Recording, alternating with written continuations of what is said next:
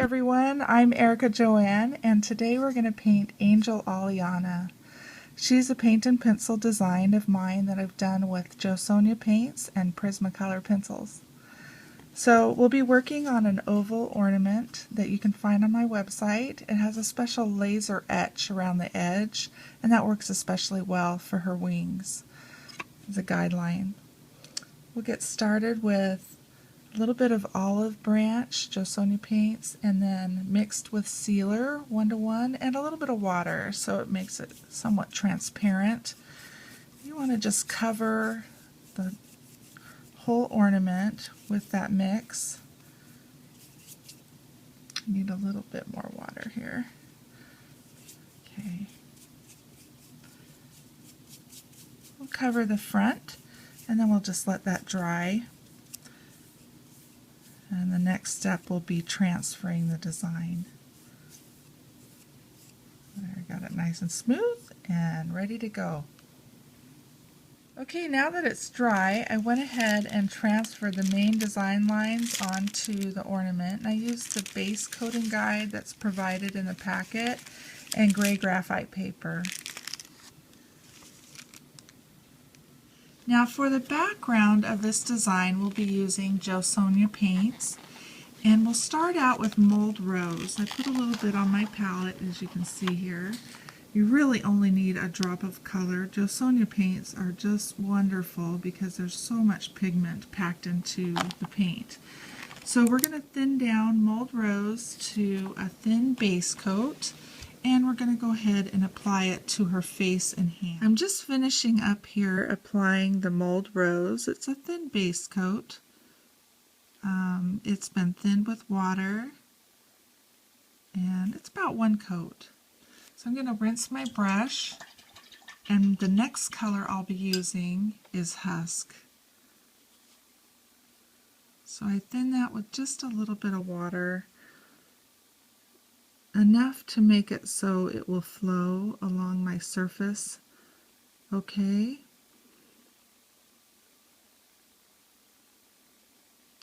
And I'll just need 1 coat of that also.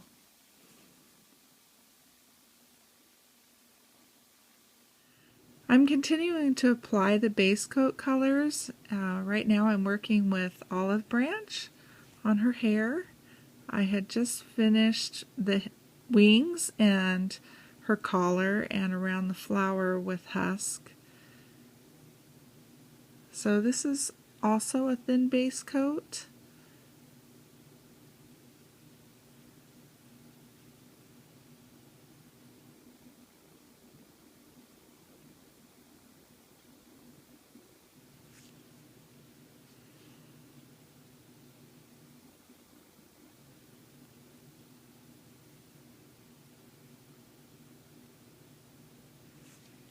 I used olive branch on the hair and the partridge, and now I'm working on the petals of the large flower, and I'm applying marigold. This color makes me happy. I think it's beautiful. We'll just get that on there. The next set of colors we're going to apply need to be a wash. So I'm working with shamrock, and I need to water it down pretty good. It's about an inky consistency, like so. And I'm going to work on the leaves. Now we have wild rose, also watered down to a wash. And we're going to apply that to the little flower in her hair.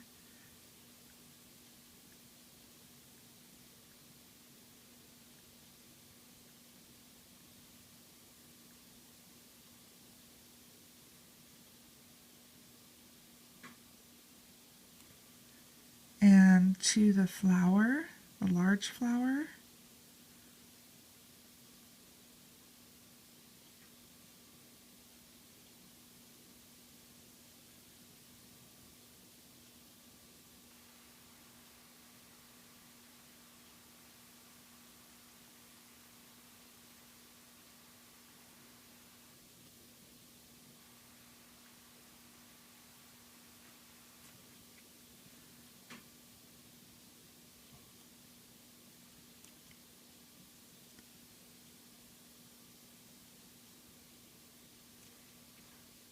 and to her skirt, which is under the laser etch.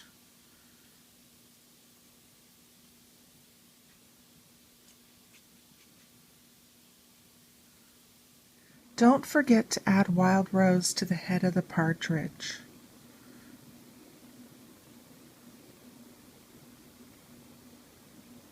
Our next color is celadon. It's a beautiful color. I'm going to make that an inky consistency also, and this is going to be the color of the blouse.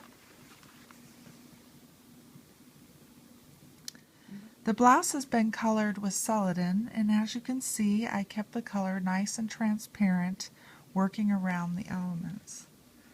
The next color we'll use is Prussian blue hue, and as you can see, I've washed this down considerably to make it nice and transparent.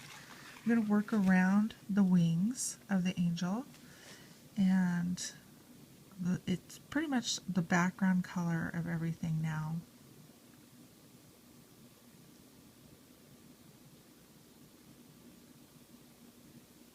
I'm continuing to work around the angel wings with Prussian blue hue, and I'm working down next to the hair of the head of the angel, keeping it nice and light.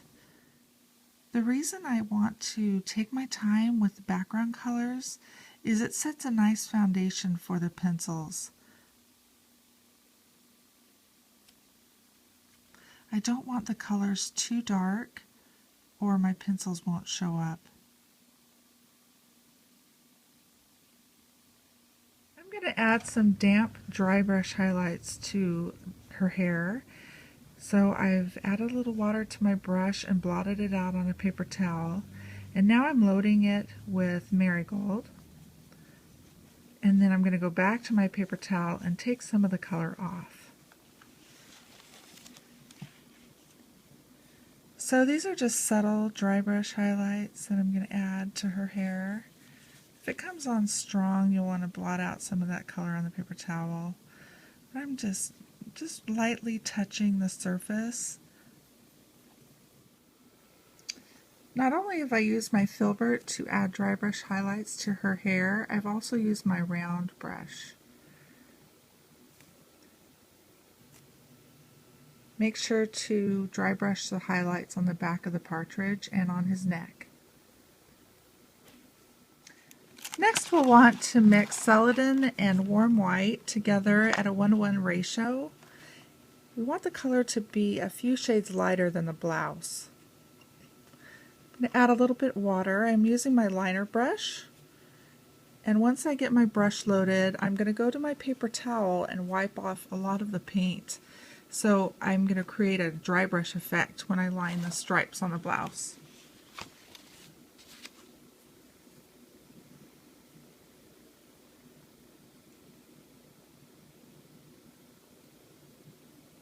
A few things to keep in mind when you're lining the blouse is that the stripes go directly down across the sleeve.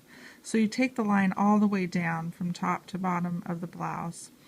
And then also the stem will be done with the color pencil, so you don't need to do the stem with paint. I went ahead and added the stripes to the skirt. I used the same technique and same brush and a little bit of wild rose and warm white. You want the mixture to be somewhat lighter than the skirt color. When you're lining, go ahead and flatten out that liner brush as you pull those lines so they're fairly thick. Using that same mix, you're going to want to go up to the large flower and add the striping on the flower.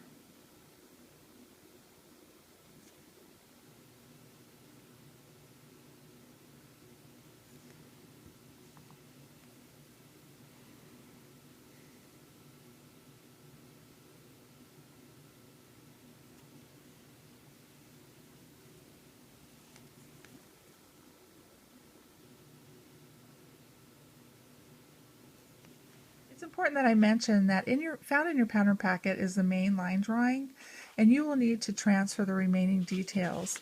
You'll use gray graphite for the darker details and white graphite for the lighter details.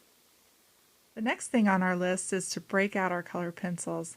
But before we do, I want to share a few tips with you.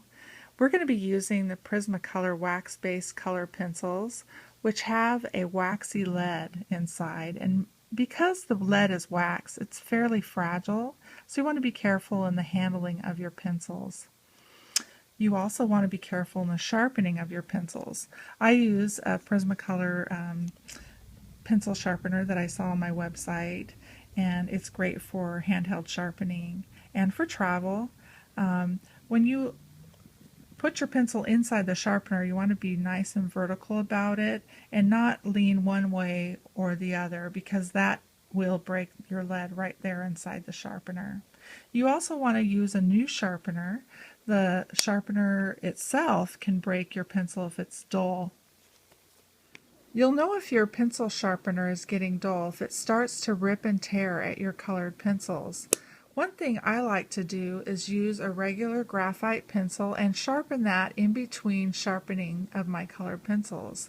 The graphite actually works as a lubricant to the blade that's in your sharpener and helps it last longer. Having a battery-operated sharpener is really nice to have along with your handheld sharpener. I especially like this model because it's fairly quiet and it's great for use inside the classroom. But I find it pretty crucial for starting out the point of a new pencil. It has a nice precision cut to it, so you can get started on the right foot with your pencils. Because we like to keep our pencils as long as we can, even as they get down to the stub, it's nice to have a pencil extender in your toolkit. I really like this one. It comes in different colors. It's made of aluminum and it's really easy to use. All you do is slip your pencil in and twist, and that causes it to have a nice firm grip on your pencil so it doesn't slip. To begin, we'll need a flat bristle brush, and we'll use this to sweep away our pencil crumbs as we work. Before we get started, lightly go over your piece with your hand, and if you feel any burrs, use some fine sandpaper and lightly swipe over your piece a few times. You want to be careful not to be too rough with that, or you'll smear some graphite lines.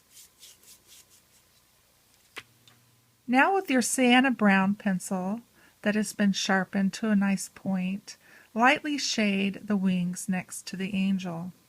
You'll want it to look like a float, so the darker part of the shading should be up against the angel, and then it should fade out to nothing as you move across the wing.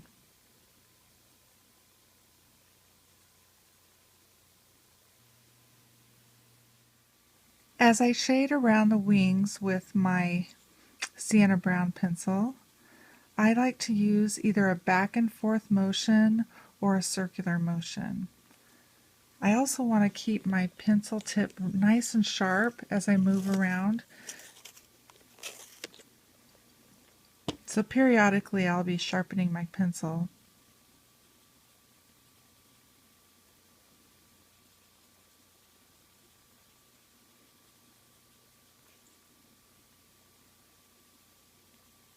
I also use more pressure where I want more color and less pressure where I want it to fade.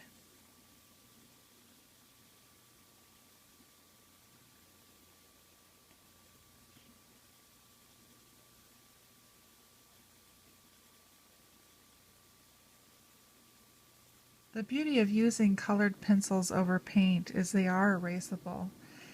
I have a spot here that I want to soften with an eraser, so I'm going to go ahead and do that. I want to be careful though and not erase too much. I might build up a layer of eraser which will make it hard for me to cover with my colored pencils later.